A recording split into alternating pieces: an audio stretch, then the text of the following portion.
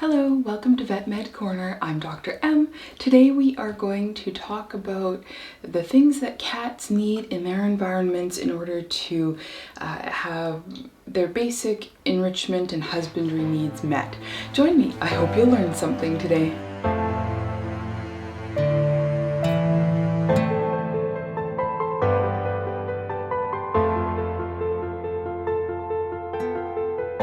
To start with, one of the first things that every cat needs is proper litter box husbandry.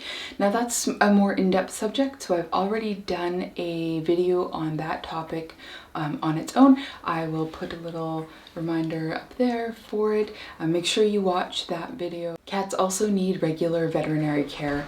Now when they're young kittens, this means keeping up with their kitten vaccine series. Once that is done and they've been spayed or neutered around 4 to 6 months of age, then their visits to the vet clinic can become a bit less frequent if they're healthy. As young adults, once a year is usually appropriate.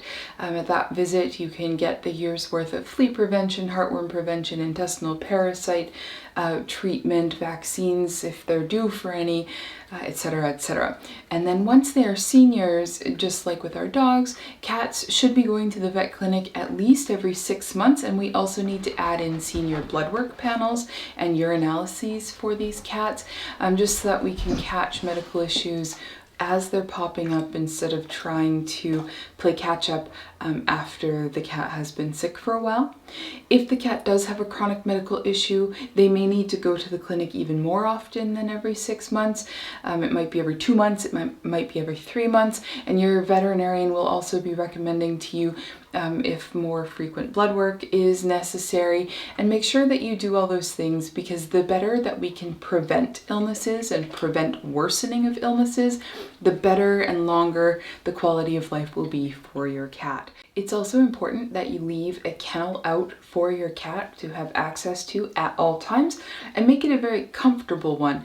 We want this because then we can shape the cat to using the kennel and finding it a comfy space, which means that the times they do need car rides, that is removing one stressor from the trip for them and for you.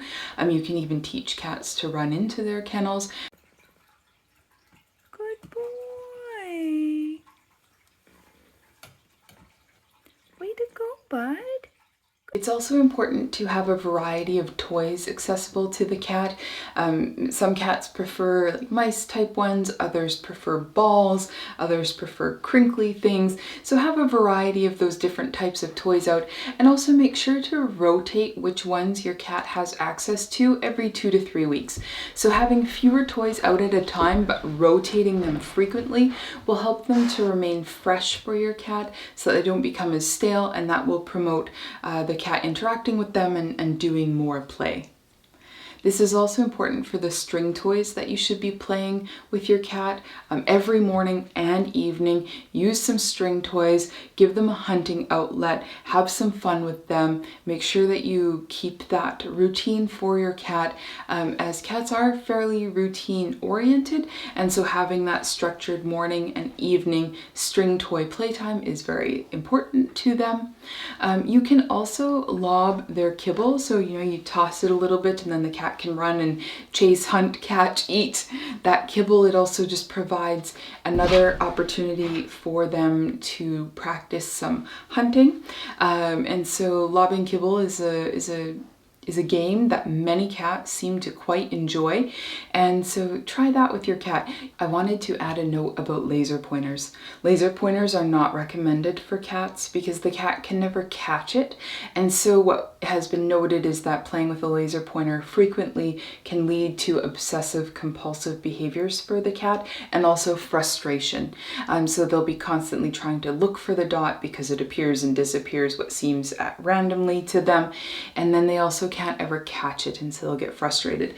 Don't use laser pointers. Use a string toy, something physical that they can actually catch, and then often ending a play session by giving them a food puzzle is very helpful, because then they feel like they've caught and eaten something they've been hunting for. You should be using food puzzles for your cats. One of my favorites are the Doc and Phoebe mice, because you can hide them around and your cat can find them and eat them, and most cats can do that one. But there are definitely many different puzzle types. There are rolling puzzles, there are more brain teaser type puzzles, and you should have a variety of those and also rotate which ones your cat uses so that they have that enrichment in their life. It will also slow down their eating, which can help with the cats that tend to gorge or eat too much. So it can help to maintain a lean body condition score, as well as adding that brain enrichment for them, which is very important to the cats. You should also have a time every day where you offer your cat some snuggling time with you. Not all cats like to snuggle. Your cat might not. That's okay. Not all people like hugs, and they don't have to be forced to endure those either. So if your cat doesn't like to snuggle with you, they may want to just be in the same room as you.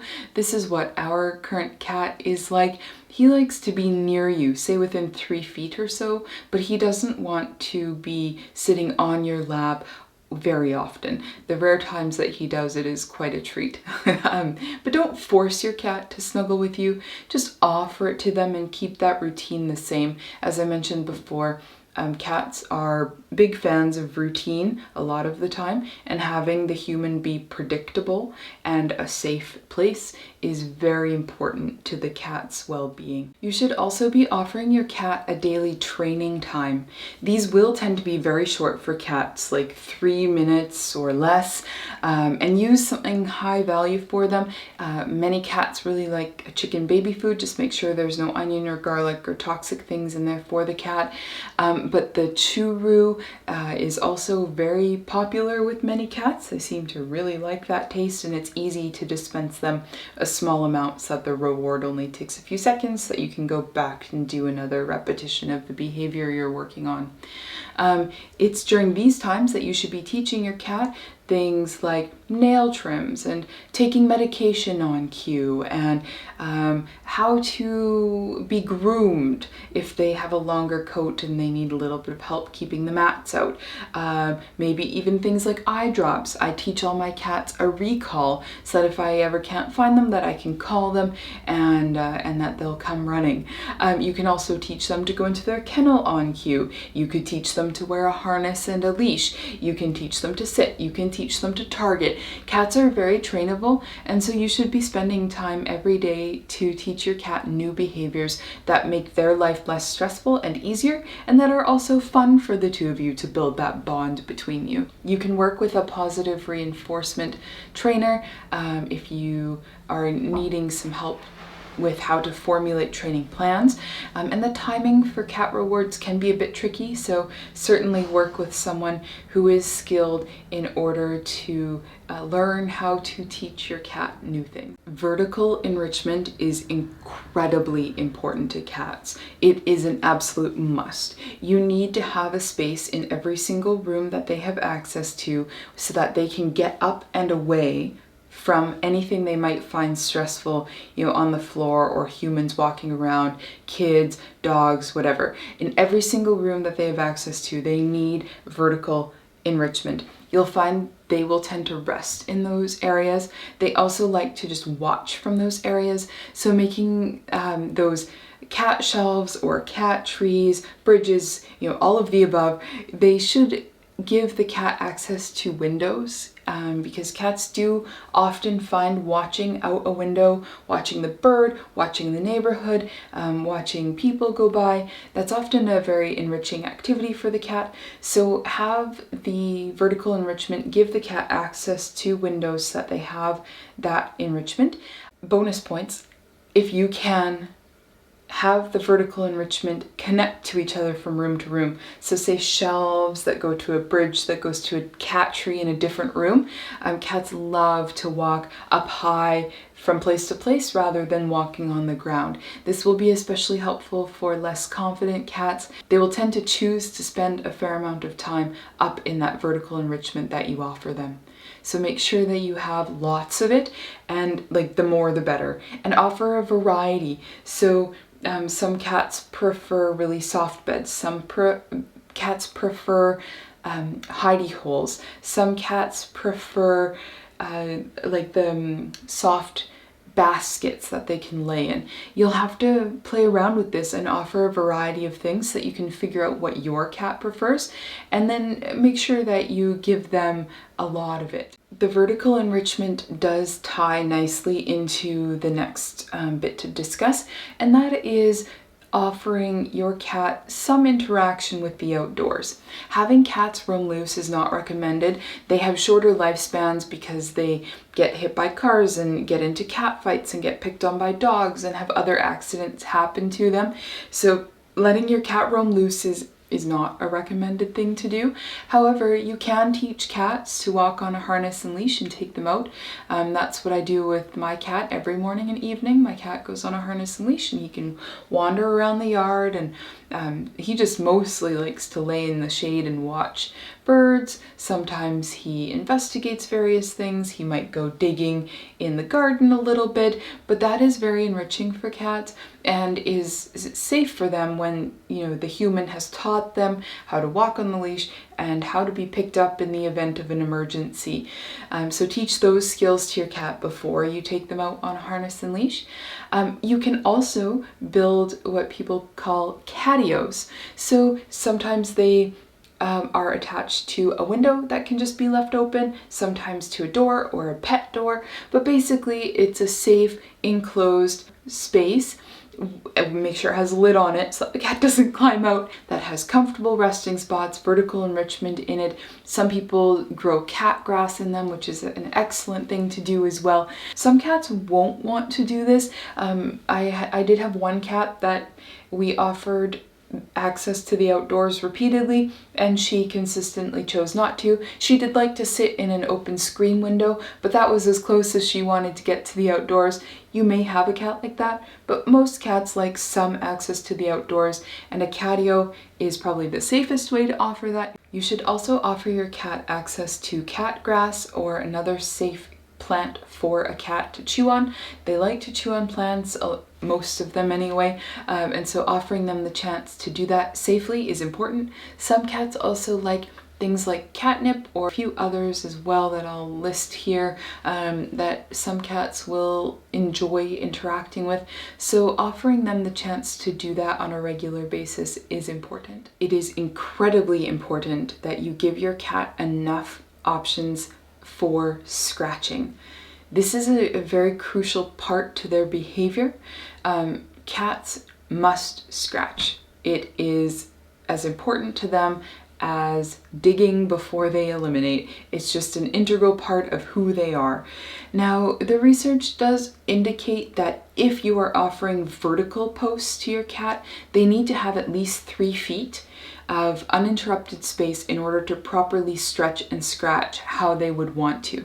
So when you're looking for vertical posts, make sure that you are remembering that and find tall enough vertical posts. You can also find angled posts. Some cats really like those. You can also find horizontal posts. Some cats also really like those. So offering a variety to see what your cat prefers, and this preference may change as they age and get some arthritis as well. The next thing to consider is the substrate of the post. Most cats prefer sisal.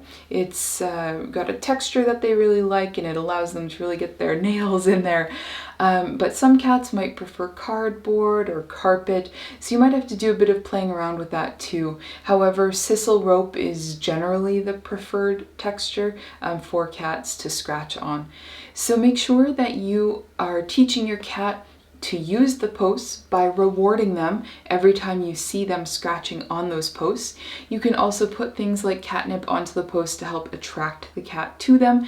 And it is very easy to teach a cat to scratch on the posts and to not scratch things like your furniture or anything else you might not want them to be scratching on.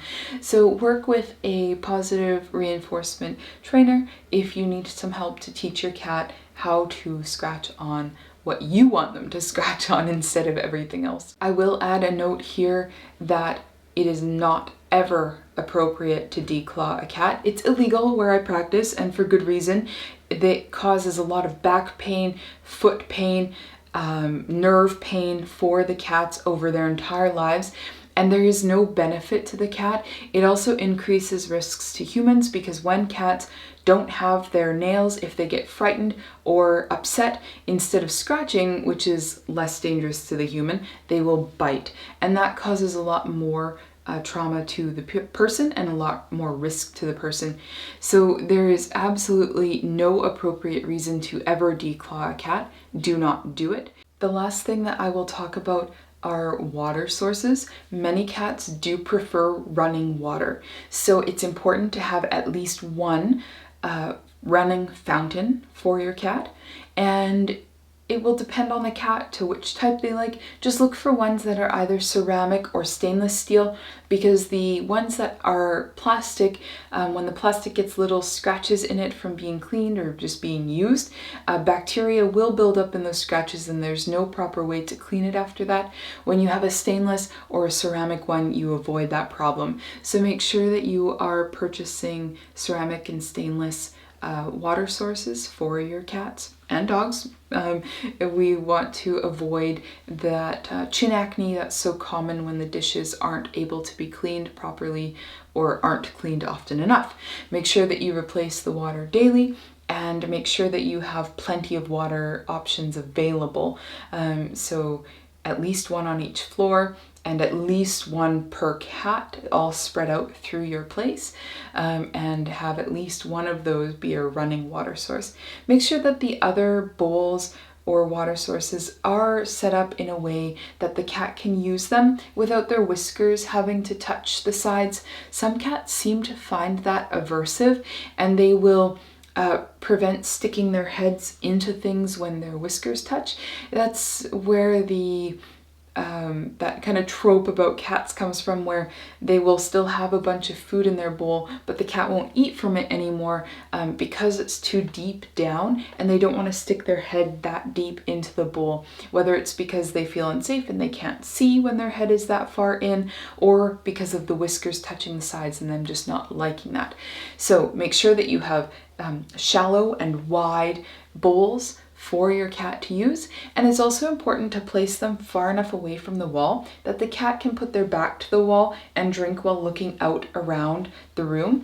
This is something that cats do because they are considered a predator as well as a prey animal, and so they want to feel as safe and secure as possible while they drink, and that means putting their back to the wall while they're in that vulnerable drinking position. I hope that this video has been incredibly helpful for you today, learning the basics that your cat needs to have in place in order to give them a less stressful and enriching life. Please comment down below if you have learned something new from this video today, or share it with somebody you know who might need this information. I look forward to hearing from you. I always love the thoughtful comments that I get. Keep them up, and I look forward to seeing you on the next video. All right, bye!